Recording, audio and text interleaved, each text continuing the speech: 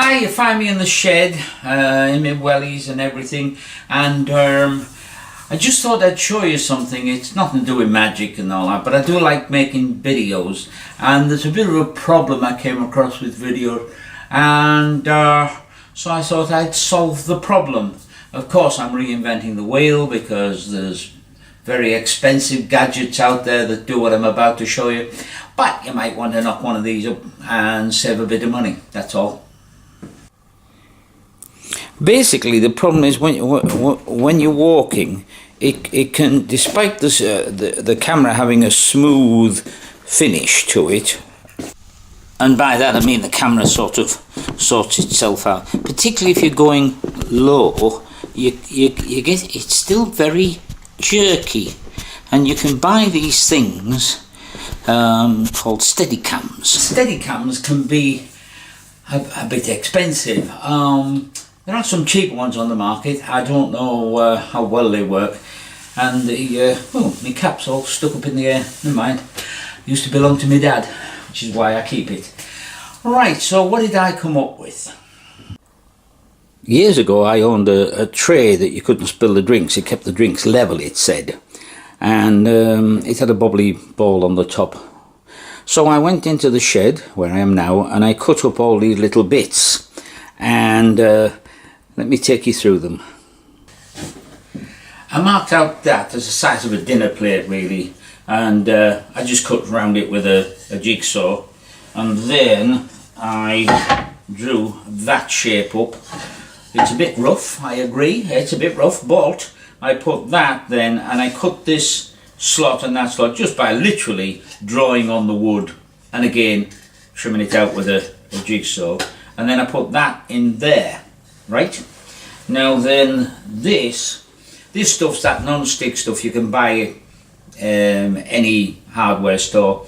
I tell you what it's really good for as well. If you put it on the bench, it holds the wood in place if you're planing it and stuff like that. It's non-slip stuff, and I'm going to put that on there like that, sort of. I think I'll cut it a bit wonky, but it doesn't really matter. Then, because I wanted this thing to adapt to be any length at all, I think if I put that through there like that, that should take some of the spring out of it. I don't know what this is. I found it in Debbie's drawer. She won't miss it. And then you put the camera on there and you just walk with it. So let's have a look at the results of that and see what happens. Okay, now I'm going to walk the length of the garage. I'm deliberately twisting my hand a bit from side to side to see whether I've got much of a control. I'd have more control, I think, if the string was not elasticated. I'm going to spread my fingers out wider now, give me a wider sense of control. That's like that, and then I start to walk again. Okay, I'm going to, I don't know, but I can only check later on a big screen, but I think that's a bit smoother. If I turn it round like that and walk it at my eye height, and what I'm doing there is I'm holding one hand up high in the air, so steady it up and we'll try it again. I don't know, you'll have to compare the two, I think, but not bad. And it seems to work. I've got hold of it now.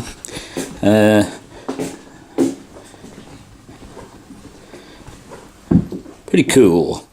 There you go. It was free. Made of bits from the workshop. The other thing I do now on the videos is sometimes I'll shoot them, like when I shoot the clocks and stuff like that. And then I watch them in Movie Maker, and I use Audacity. I've got a microphone, and I talk about the pictures I'm seeing going past and cut, and they're exactly the same length then as the video. So once I've done that, in Movie Maker it says add music, and it's not a music track, it's just a voice track, but it makes the videos a bit more interesting. I like making little videos and chatting about things. So there you are, that's an idea for you. You might want to use it, you might want to make one. They're easy to knock up, and for the Americans, knock up over here means something completely different to what it does on your side of the pond.